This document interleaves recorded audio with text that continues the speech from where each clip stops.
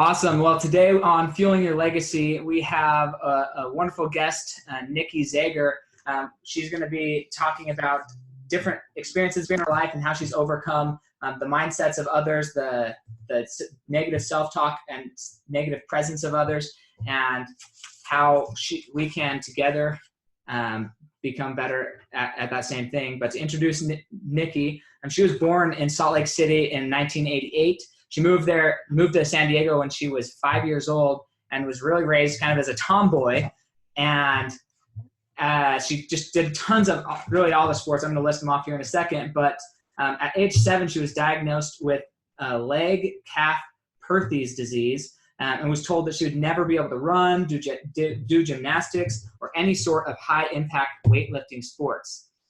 Since that, hearing that, her family went to multiple doctors, flew around the country, trying to find out if there was surgery that was necessary or if she could just let her disease kind of play out. And she chose to just let it play out. What ultimately happened, though, is really cool because she was able then to become a competitive swimmer. She started her own boxing thing. She's done weightlifting, run multiple businesses in that area. She did get a college degree in psychology and drama, and just has really done a ton of things. Even was on the LA Kings ice crew. So she's just done tons of things, and really excited to have her on here. So welcome, Niki. Thank you. Thank you so much. I'm excited to be here.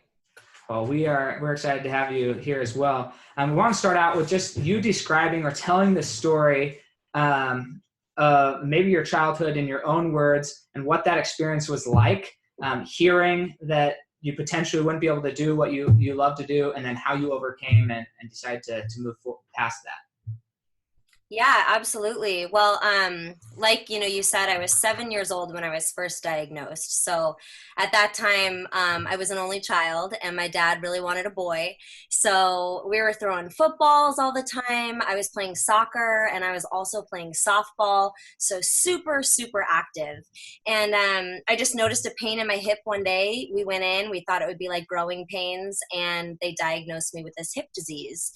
And so from a really young age, I kind of had this traumatic experience, if you will, and ended up being on crutches for 3 years, saw 10 different doctors prior to that. 9 said I had to have surgery. And then we found one that said, potentially if you stay off it for 3 years, if you do physical therapy every single day, if you swim every single day, maybe there's a chance you'll be okay. And I was like, all we need is that possible, that maybe, and then that's what we did. So I was okay after those 3 years, and knock on wood, still no surgery to this day. But, really what it taught me is during those 3 years, I was bullied a lot. Kids sometimes don't really understand stuff that's going on. So because maybe I didn't have a cast or something, they didn't really understand the disease. And so I got made fun of a lot during that time. And I really only had one good friend that stuck by me through it. She's still my best friend to this day. Her name's Caitlin. And my family was there for me through all of it. So from a very young age, it just taught me like, who's really there for you through thick and thin. And those are the people, that's your tribe. Those are the people that you just stick with for life. So. Right. No, that's awesome. It's interesting how all it takes is one person to believe in you, and that one person can change everything. I grew up in a family of 11, so very different, the 7th child. But I didn't feel like I had a very supportive family when I was growing up. And there's one experience that sticks out in my mind of something that my grandfather actually, we were driving in the car one day and took a trip to the dump, emptied his little pickup, and then we were driving home, and he had turned down the radio, reached over, put his hand on my knee and said, "You know what, Sam, one day you'll be a leader and you'll be able to teach people to really reach their fulfillment. Your voice is easy to listen to. It's easy on the ears." And then he just turned the radio back up and we went on our way. And that moment still like sticks out to me. So all it takes is that one person to believe in you. And it's crazy. The things you can accomplish with just that one person. So that's so true. How did you decide what to tackle next? I mean, out of all of the things we kind of mentioned, how did you decide what to tackle next in your, I would say your array of things that you've accomplished in your life? How did you decide what sports, what things you felt like you could do versus maybe not do? Yeah, well, so when I was diagnosed, they pretty much said three main things that I couldn't do and shouldn't do. And the first one was running. So like any sort of like repetitive, high impact things. The second thing was cheerleading. Again, really high impact, that kind of stuff. And then the third thing, which I was like, okay, well, I'm probably never going to do that anyway, was bodybuilding. So I went straight into gymnastics and cheerleading, and ended up actually auditioning for a few different cheer teams later in my life, and it became a dream and a goal of mine to become a professional cheerleader. So that's kind of how the LA Kings came about. So I did gymnastics, and then they also told me I couldn't run. So I was like, all right, I'm gonna sign up for a triathlon. So I did a few triathlons. That was an incredible experience. Not a runner, not a cyclist. I was a swimmer, but learning those two sports was pretty hard. And then, the most recent one, which is about 5 years ago, I started doing bodybuilding and just totally fell in love with the sport like immediately. So I guess I chose sports that the doctors told me I couldn't do. And I was like, I'm going to do them anyway. So you're a little bit of a rebel, just a little bit. Just a lot of it. Yeah. A lot of it, right? Exactly. Well, I think the truly successful people they look at the way that society's going, or the people that are telling them what they can and can't do, and they generally run the opposite direction. And that's something I've learned in life. If everybody's going in one direction, then I probably need to reassess, especially if I'm following them. I need to find out, I need to go the other way, not where they're going, but do something. Totally. Do you know, really quick, do you know Russell Brunson, or have you heard of him by chance? Uh-huh. Yeah. Yeah. You kind of remind me of him, which is a really good thing. Yeah, that's a huge compliment. Yeah, he's a stud. He's I'm pretty sure he's from up here in Utah. Yep. Yes, he is. Or started his book. I don't know if you've read Expert Secrets yet. I'm working on it. It's a good one. So I would definitely recommend that one for sure. But so later on, you graduated, and then you tried out for these sports teams, these cheerleading teams. You tried out for two of them, right? The Chargers and the Ducks. Yeah. And they both rejected you. First round too. First round. And so for anybody who's ever gone out for an audition like this, there's usually around 300 to 500 girls. The Chargers, it was about 500. Hockey teams usually around 300. And in the first round, and this could be different for other people, but they usually cut the ones that don't look the part, for lack of better words. So I was a little bit too maybe chubby or something. So anyway, they do a bunch of cuts. So if you're cut in the first round, it's kind of like, that one kind of hurt, So first round twice. So right, but then you went on to did you learn ice skating because you didn't make it on the ground, so you decided to go do it on ice, or did you already know a little bit of ice skating and so it was a natural transition? Nope, didn't. I mean, I'd been ice skating during Christmas time at UTC, which is just a little mall in San Diego. But no, I had no idea how to ice skate. And I actually had a boyfriend at the time that did know, and that was also willing to go out and practice with me. And so we ended up going out, and I learned and learned and learned, and then brought that into the Kings audition. That is so incredible. I mean, it's just so cool to see people who refuse to say no, refuse to accept no. They're just going to go at it, and when they can't achieve it one direction, they will go learn a whole new thing just to be successful. And that's just incredible. So good on you, man. That's so cool. And how long were you with the LA Kings? 3 years. Yeah. 3 years. And were you doing lifts and jumps? And I have no idea. I don't know. I'm terrible at ice skating. I fall on my butt every time. So. Well, actually, I fell on my butt at the audition. So another thing for anybody out there that does go out and audition, if you mess up, it does not matter. That's not really what they're looking for. They're really just looking for who you are and your character. So I fell. I walked right up to the judges and just ate crap and got right back up. And I was like, Yeah. So and it worked, and it was okay. So yeah. Oh, what was your question? I think I got a little No, off no, topic. that was awesome. Great answer. That's maybe I've got a chance then, even though I can't ice skate with There you go. No, well, hey, what would you say your greatest success in life has been? How would you describe that? So that's a great question. And as you ask it, you know, there's a few things that I could say, right? Like, graduating college in 3.5 years, honor roll, and the Kings, and competing and different things like that. But my greatest accomplishment, I truly feel I potentially may have saved my mom's life. She was diagnosed with breast cancer a few years back, and if you guys have ever had anyone that's been diagnosed with a really sad disease or a hard one to fight, the patient doesn't always think that they have it. So my mom was in denial for months and months, and I was living in LA at the time. And I remember talking to her, and she'd be like, I think I have cancer, but I'm not sure. I'm not sure what the test said. And it was just so weird.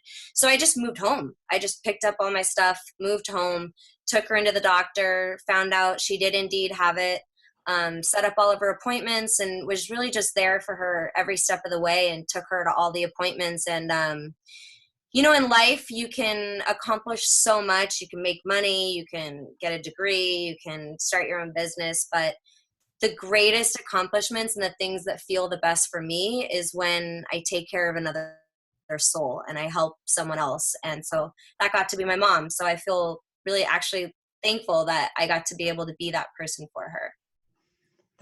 That's incredible. Just wow. I mean, I've had my little sister. She 2 years ago, she actually got diagnosed with leukemia, and it's just something you don't really expect to ever happen. I had no idea when we invited you onto this podcast. I had no idea that was part of your story, but it's an interesting feeling where you just don't know, and you don't know if somebody's in denial or not. You don't know how they are going to react to treatments. You just have no idea. There's so many unknowns. How much do you think you already having your disease and your we'll call it an ailment or whatever, how much do you think that impacted how you reacted to her? Honestly, maybe not at all. I don't even think I related that. Maybe it did, because that experience in my life just made me stronger, like just character wise. But I think I would have reacted the same way even if I hadn't been through that. I think I'm an empath, and so when anybody that I love is hurting, I'm just like, oh my God, let me take care of you. So I think I would have probably reacted the same. That's awesome. So you're a good person to have around if I'm ever getting sick. Yeah, let me know. For sure. No, that's so cool. And I think the coolest thing is when you get that opportunity to serve your family, and that when it's so close. I mean, it's so interesting when you think about it's like a whole term in psychology. I forget what it is, but if it's something distant from you, we can hear about hundreds of people dying or something in another country, and it's just, oh, that's sad. But then when it hits close to home, it's very real because of the proximity of this situation. Yeah, totally. Yeah, it's just fascinating. So along with that, now you had throughout your life, I would say if anybody has excuses, right? Everybody has some excuses of reasons not to succeed, people who don't believe in them, right? You have the 10 doctors who we consider to be authorities in medicine and in our body and physiologically and things tell you, no, this is never going to happen. But your family, they believed in you, they supported you. Who else was there around you to kind of buoy you up? You had your friend, but to help you believe in your dreams and help you push toward your dreams. Yeah, I have been really grateful to have just an amazing support system with family and friends. But the first person that just changed my world and just rocked my world and changed my perspective on myself and on other people, most importantly, was Juan. His name is Juan, and he lives in LA. And so this is also kind of the story of how I first got into bodybuilding. I was dating a guy that was, working out at the gym and doing all that stuff. And I'd never really held a dumbbell even. I didn't use equipment. Before that, I pretty much just did cycling classes and, some ab routines, and I didn't understand the gym at all. So I saw this and I was like, wow, this is so cool. And at the time he was like, yeah, I'm going to compete. I'm going to do a competition. I was like, oh yeah, like what's that? And then he showed me and I was like, I'm going to do it too. Like, let's do it together. So we were kind of training together, and long story short, that relationship ended up ending. And I actually haven't even spoken about this on camera or to the public yet, but that it was an abusive relationship. And so the cops came and there was a restraining order, and I suddenly went from, you know, having a boyfriend, training for a competition, we were living together, to no boyfriend, you know, bruises and no place to live. And so my coach, which was Juan at the time, he said, you get on in here, come on in, I got you. You're still doing this. You're not giving up, and you can do this. And so I had maybe a month or a month and a half left of training for my competition. I was in the middle of prep. So for any NPC competitors out there, this was a lot to go through during prep. And yeah, he just took me in. I slept on his couch with his pit bull named Patron. And he trained me every single day. He brought me to my bikini fittings. He brought me to take my get my shoes, my jewelry, I mean, literally from just every single step of the way, he was there. Like, I had nowhere to wash my clothes. He's like, we'll wash your clothes, like everything. And that is when I fell in love with the sport.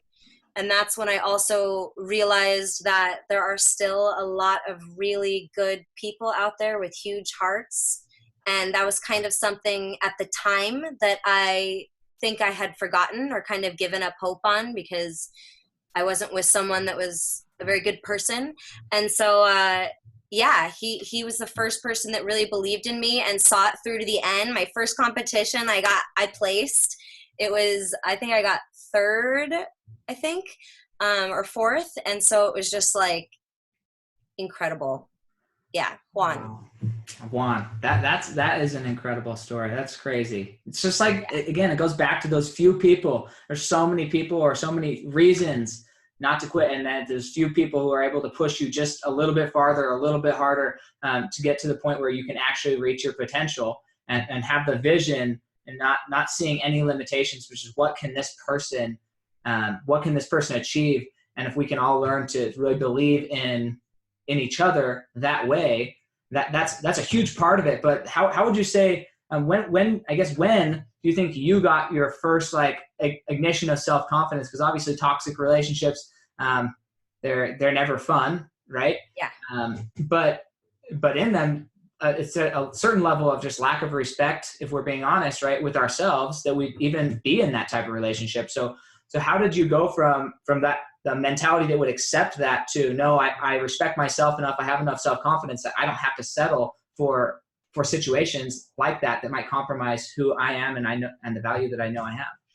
Absolutely. And this is me being extremely vulnerable, which I love, because this is real and this is life, and this is how you get from A to B, and this is how you improve. So I did not fully understand my worth and understand like how I should be treated after that relationship. So I was actually in two more, and the next one was abusive as well, and that was during another prep. And then the one after that was very, very verbally abusive. So I did not really figure out my worth until very recently. I'd say actually a few months ago, like the aha moment, like the big time, holy crap, what have I been doing these past 10 years? And I guess what it felt like was just looking in the mirror and not listening to the other voice, which was the boyfriend at the time, listening to me and reminding myself of where I came from, everything that I've been through, my character, just who I am through thick and thin, Also a huge part of it was surrounding myself with my support system that I hadn't listened to. So, anybody that's out there that is in a toxic relationship, one of the main things you'll recognize is that everyone around you, your family, your friends, they see this person for who they really are. You're just love struck. So it's just really important to just take that big step back and look at, is this a toxic person? Is this a good person? Do they have a good heart? Do they support me? Do they communicate well? Do they listen to me? Or do they yell? And do they call me names? And do they interrupt me? And just, the funny thing is that, I could do so well and accomplish so much stuff, but you can only go so far if you have a partner that's bringing you down. Like, you can't fight it anymore. So, I just got to the point where I was like, this isn't right. This doesn't feel right. And I know exactly who I am and what I want. And let's just go and let's just do it. So breaking up with him, stepping out on my own. In the past few months, I've got 3 sponsorships, 2 new jobs, this podcast. I mean, it's incredible what can happen when you cut the bad stuff out of your life. Amen, girl. That is, for me, I unfortunately, I relate too much with the toxic person. I feel like as a child, we were very verbally abused, physically abused. And I mean, it's just, at best, it was negligent because we just didn't have a relationship with a lot of our, with our parents for sure, but even a lot of my older siblings that just didn't know growing up, because there was just too many kids. There wasn't time. And my mom was struggling with some chemical imbalances, borderline bipolar. And it was just not a good situation. I had my grandpa who believed in me, and I'm grateful for that. But what's crazy is I honestly thought I was a good person, and I thought I was helping people. But it wasn't until I was probably 12 or 13 that my older brother had to kind of help me, put me in check, and let me know, look, you've impersonated mommy. And that was like, for me, a way for my own survival. So I thought I was being helpful, but really I was being that abusive person. And I'm so grateful that somebody helped me recognize how I was impacting so that I could change. Because it's crazy to see what it can do to somebody, right? How it can impact somebody's beliefs by always tearing them down. And that was another thing that really shook my whole world when I realized that my sisters, who have amazingly beautiful voices, I had just railed on for so long, that their goals had changed. They wanted to be these singers. They wanted to do amazing things, go on American Idol. Yeah, American Idol, and be there. And they totally could have. And they tried out a few times later in life, but it took me till I was probably 13 or 14 to recognize what I had done to them. And it took them like almost giving up on their dreams. Yeah, but on the same token, what's really wonderful to hear you say is that you were able to listen. Like, first of all, and I'm not trying to say, but it's usually men, but it's women too. They don't know how to listen, and they don't know how to look in the mirror, and they don't want to. And so the fact that you cared enough, like when you did find out and you were like, whoa, maybe I should change some things, that right there, that's something that so many people never do. Right. I think it goes back to your realization where you realize, hey, why am I putting up with this? I've done some great things, and my identity, right? There had to become a cognitive dissonance where your identity was a successful, strong, independent woman, and yet you are dragging this pile of whatever around with you, who is constantly pulling you down and degrading you. And it was when you caught hold of like, wow, I'm living out of integrity with my identity, that you were able to make that jump. It was that snap in judgment, that enlightenment. And for me, it was the same thing, right? It was like, oh, this is how I'm showing up. And that's inconsistent with my identity. Nobody had really confronted me with, this is how you're showing up and this is your identity. Because I always viewed myself as a really nice guy trying to help out, but that's just not how I was coming across. So I think it's that moment when we're able to get somebody in touch with what their identity is, their inner identity that needs to be uncovered and set free, really, from all the negative energy and crap that's being dumped on everybody every day. I think it's interesting, a saying that I kind of live my life by. and encourage others to live their life by as well is, if you talk to your friends the way you talk to yourself, you probably wouldn't have any friends, or at least you'd have a few black eyes, right? And so keeping your own self-talk in check to make sure that you're always really lifting yourself up and talking and viewing and envisioning and creating the best version of yourself, rather than allowing your surroundings to keep you in bondage or enslaved in these negative mindsets that are just pushing you down. And when you love someone, it becomes so much more complicated. Like, this isn't just my friend talks crap about me and makes me feel bad. This is like your significant other. This is the person that's supposed to be nurturing and supportive, and you can come home, and if you have a bad day, you can cry on their shoulder. And oh my goodness, for like 10 years, that person for me, and it's not just one guy, it was multiple, was the complete opposite. And it is impossible, it's not possible to be successful and to be happy when you've got somebody that doesn't want that for you. Just doesn't work. Especially that close.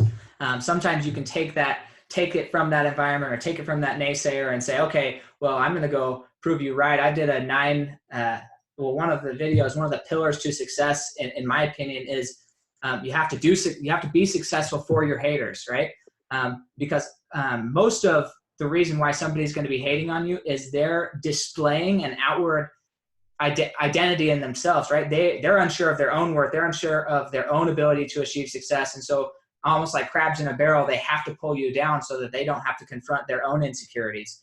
And as a result, we need to separate ourselves from them to a degree, go and be successful out of love, to allow them to see, hey, look, you can be successful too. Anybody can do this. It's really an act of love to cut them off and go be successful in spite of those people. Not as a way to say, hey, I got you, and rub it in their face, but as a way to invite them to greater success in their own life. Exactly. And, one thing for if anybody out there is, trying to grow a business, or just trying to maybe grow on social media or something, this is the one thing that I was not prepared for, and that is all the haters. And I've worked on this a lot over the past few years, but I'm very deep, so I can also be kind of sensitive. So when I would hear some of that stuff, like on Instagram, and there's trolls and all that kind of stuff, I allowed it to kind of get to me in the beginning. And so the big thing that I want to say is, oh my goodness, if you have haters, good. That is a beautiful thing. That means that you are doing something right. Because when people see you rising, when people see you doing well, the ones that aren't okay with their own life, like you said, those are the ones that are going to go ahead and put their claws in you, or try to. So if you recognize that you're getting more haters, that's a beautiful thing. Keep going. Yeah, I don't have enough yet. So if anybody wants to hate on me, just like, no, I'm just teasing. Well, do whatever you want, really. It's interesting. I feel like once for me, I gave up haters a long time ago. So it's like people hate on you because they want the attention, but once you don't give it to them, then they kind of just disappear. And like, they just, I don't know, maybe they're there, but I don't even see them anymore in my life. I learned a great phrase for social media people out there. Lewis Howes, I don't know if you've heard him or listened to his podcast, but fantastic. And his story is phenomenal and just heart-wrenching. If you learn more about his life and his childhood. But when he first started, he had a similar issue where he was just getting all these haters, and he's very wanted to engage with them and prove that he was right or whatever. And somebody taught him, just respond with, hey, thank you for your feedback. And so now anytime I hear anything negative, it's like, oh, thank you so much for your feedback. And then how do they respond to that? They can't even they can get more upset and you say, hey, thank you so much for your feedback. I really appreciate it. Wow. I love that, Sam. Thank you. It just kind of rolls off because then they don't know what to do. They're just like, wait, he just like, I wanted to get a rise out of him, but it didn't work. He just said, thank you. And something that I've learned in my life through life experiences and just learning kind of, I had to overcome stuff, was learning to live in gratitude. And it's from your story and the things we talked about before this and on the recording, there's just a lot of gratitude. You have to learn. Everybody has to learn that for themselves, to learn in gratitude. And for me, I was just thinking about this the other day. I was feeding our little son, my little son, and he was choking on a chip. Oh. And I was thinking, man, I am so grateful. Like how many people are really grateful for their throat and the fact that like our body naturally puts food down one tube and air through the other. Oh yeah. It's just incredible. It's just like something you don't ever think about, but until you don't have it anymore, then you think about it. You're like, oh, I'm dying, right? Totally. Same thing when you get sick or injured. And, you know, what is it? Like we're one in, I don't even know, 100 million, bazillion, trillion, you know, that, you know, the odds of you being created. Right. Yeah. And it's like 20,000 zeros. Man, any morning, like you wake up and you think like you're not special or you're not worthy or you're not this or you're not that, like you're a human being. Like this is insane. Like you can do anything and you're here for a reason. Absolutely. Like, oh my gosh. Yeah. Yeah. And that feeds into my greater gratitude of like in my life, we were in a meeting with my church the other day and they said, oh, raise your hand if you've never had a trial in your life, right? And nobody else raised their hand. I was like, that me, right? Everything in my life, it's not that I haven't had things happen, but everything in my life happens for me. It's a gift. It's not a trial. Like I get the opportunity to grow and become better than I was yesterday. I get the opportunity to be able to serve more, have more empathy towards people. And so everything's a gift. And when I look at my life that way, it's just great. There's no bad things that could happen. I mean, not challenging anybody. I don't want any more bad things to happen, but yeah, no, I'm right there with you. And even to just piggyback on that, some of the most incredible moments in my life happen right after a tragedy or a hard time. So, you know, like right now I've got a bunch of girlfriends that are going through some stuff and with family and boyfriends and stuff. And I'm like, just be patient. Just wait. Give it like a few more days or a few more weeks. And I swear, like, that stuff just comes, you know? Right. No, absolutely. So how would you say, as somebody who's lived through it, maybe struggled with identifying their self-worth earlier in life, how could our audience or myself reach out to those people who are struggling in that area and help them identify sooner their self-worth? What would be your advice for people in that position? Well, I definitely think like some outlets of reaching people is through social media. I think that people, you know, you and I and anyone listening that has been through something and it's made them stronger, tell your story. Your story is very, very powerful. So that's what can give other people the hope that they can get better. And then also it makes you relatable. And when somebody feels like someone else is going through the same thing or has been there, then they're much more able to connect and able to really follow their advice. But that's a great question. And this is another thing I haven't spoken about on camera or to the public yet, but I love fitness and it is a huge, huge passion of mine. But in my life recently, I've realized that I think I can also reach people and help people on a much deeper level and a much bigger scale. And so what I want to do is, I can't believe I'm talking about this for the first time, but I want to create a course that helps people identify what a toxic relationship looks like and how they can actually get out of it. And that's what I plan to do to help people. So I'm really excited about that. Wow. Cool. I'm excited. Let me know when it's up. I'll definitely promote it, maybe have you back on just so we can talk about it more and to kind of flesh that out so other people can, the people who are willing to maybe get in on a secret email away from their toxic person, process safely in a safe environment. That's huge and critical, the processing aspect. So yeah, that's way cool. It's so incredible to me, all the things you've accomplished. How many businesses have you started?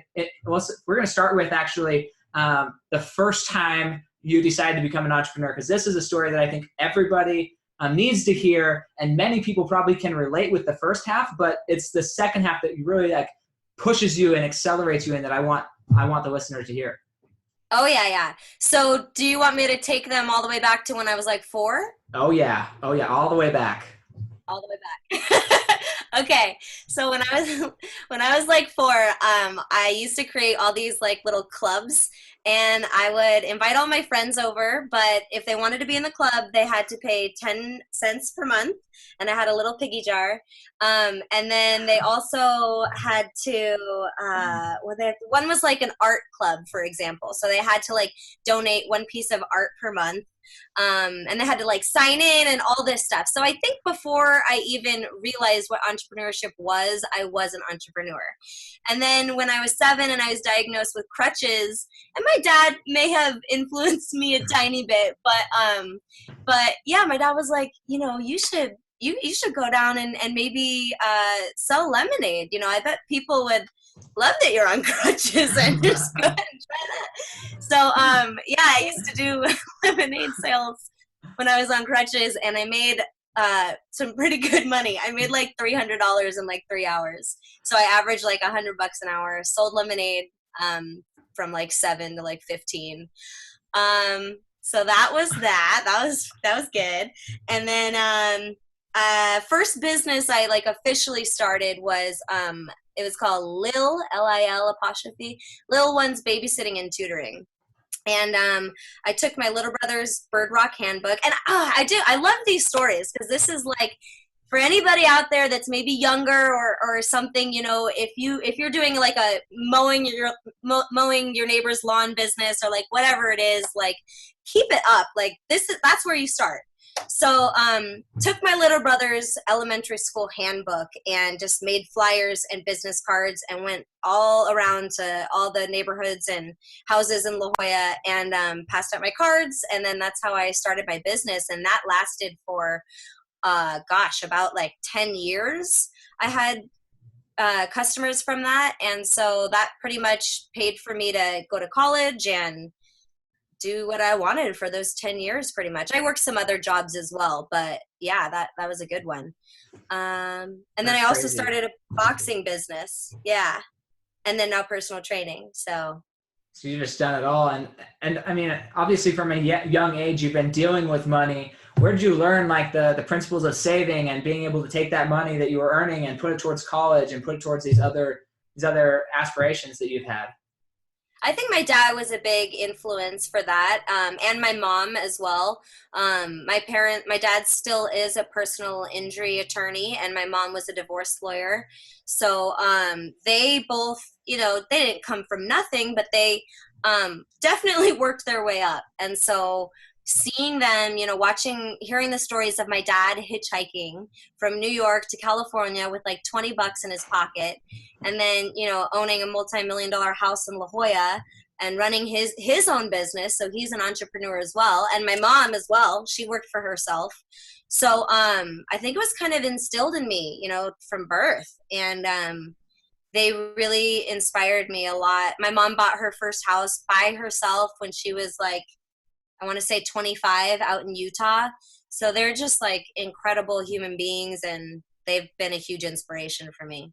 Yeah, that's awesome. Associations, man. That is the key. And going back right to the relationships, right? It's the same thing. We have to change our associations so we can recognize we're in a position that's not normal, that's different, that could be better, right? Associating with other people so you actually can recognize, oh, maybe it's time to change.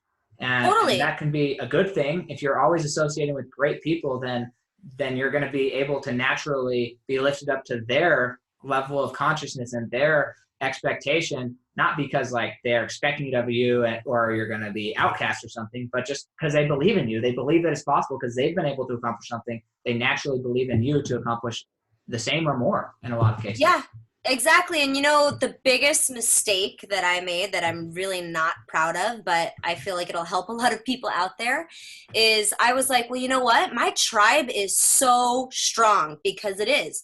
My family, my mom, my dad, my brother, my best friends. I was like, my tribe is so strong, but I wasn't looking at everyone in it.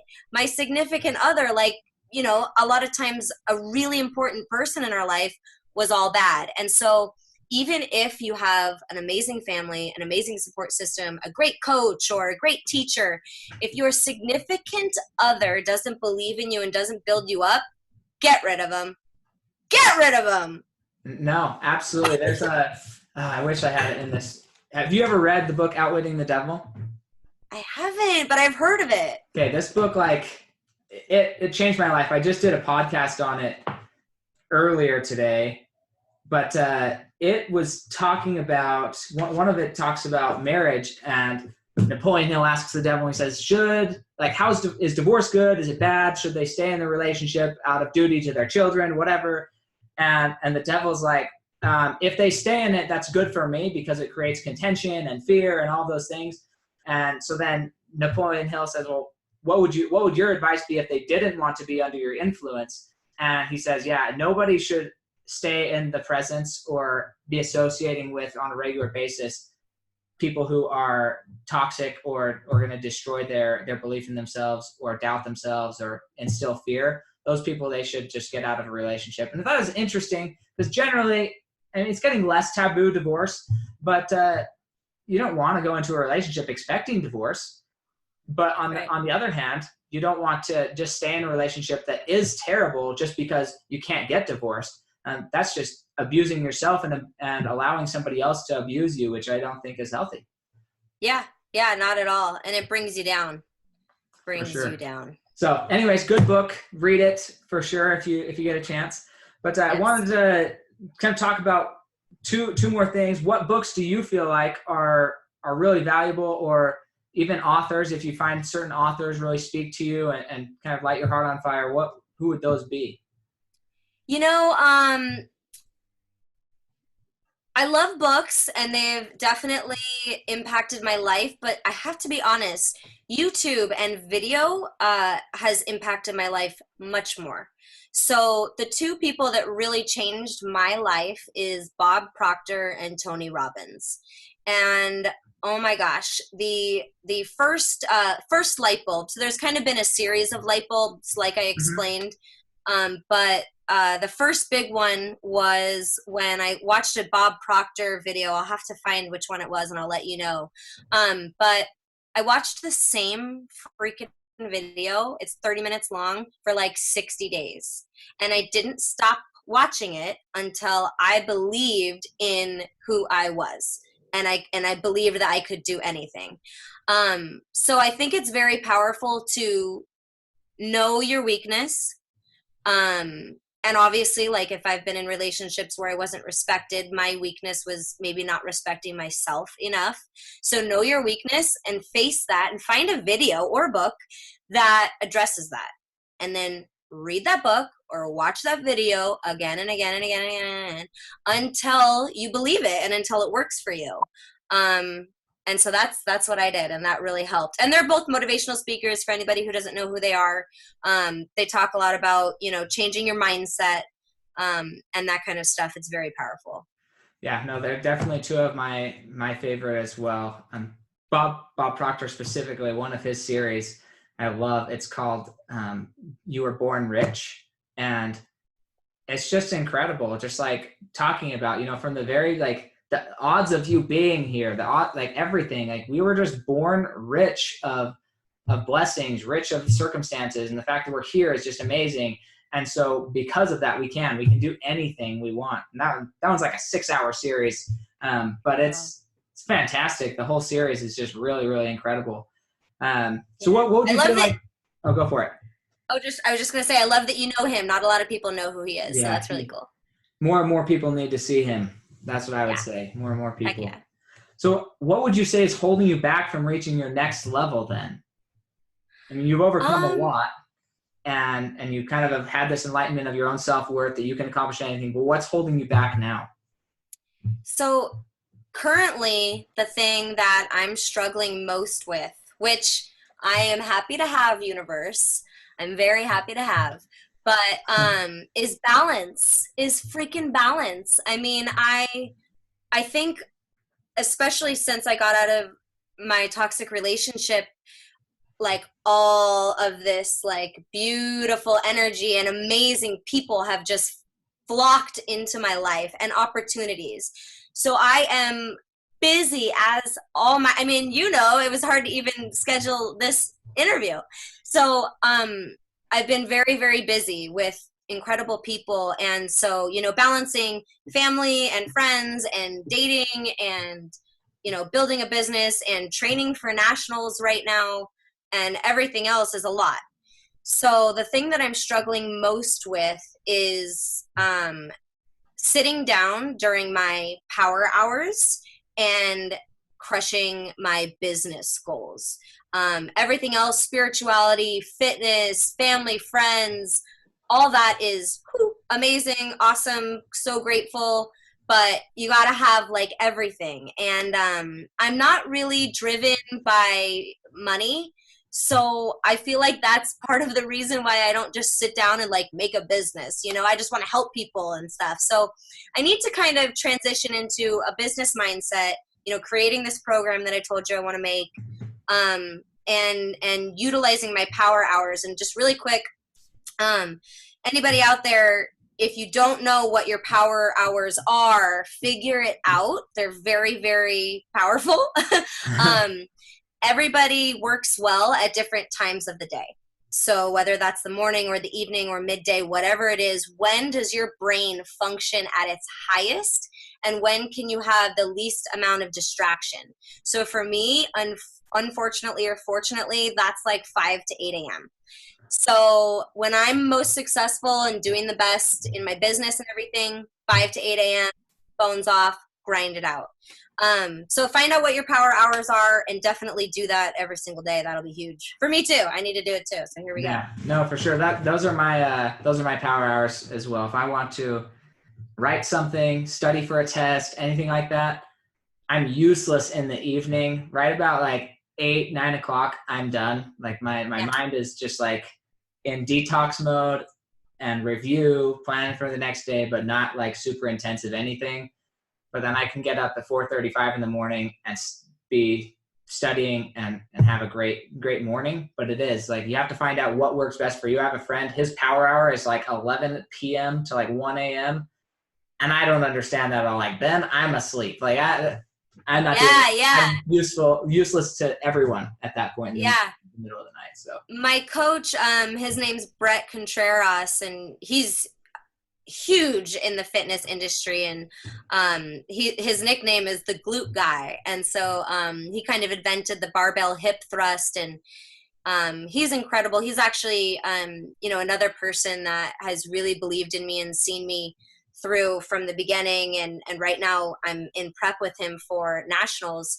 And his power hours, he was telling me, is like midnight to like 5 a.m. or 6 a.m. and then he goes to sleep and wakes up at like 10 a.m. So everybody's different, and that's really cool. He has different ones though.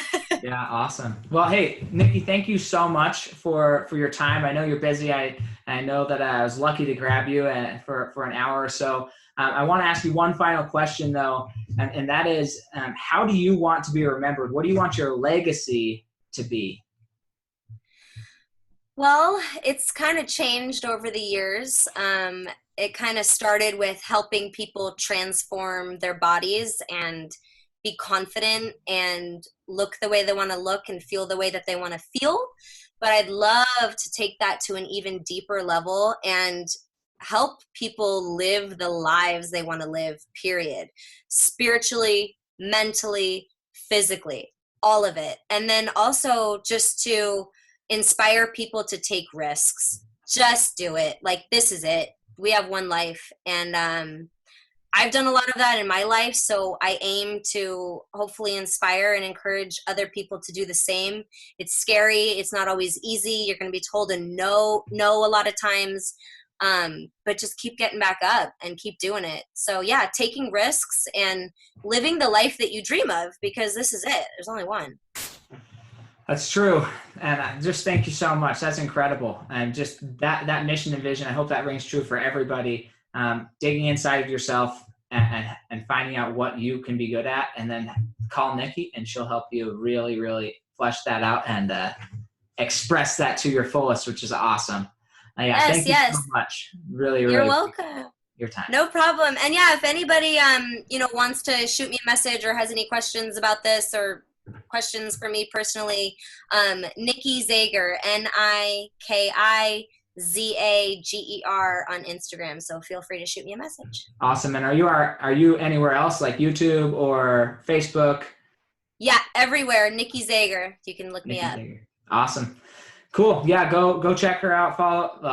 Check out her profile. Follow her page. She's awesome. She's accomplished a ton. Still competing and not slowing down anytime soon. So thank you so much, and we'll see you next time on Feeling Your Legacy.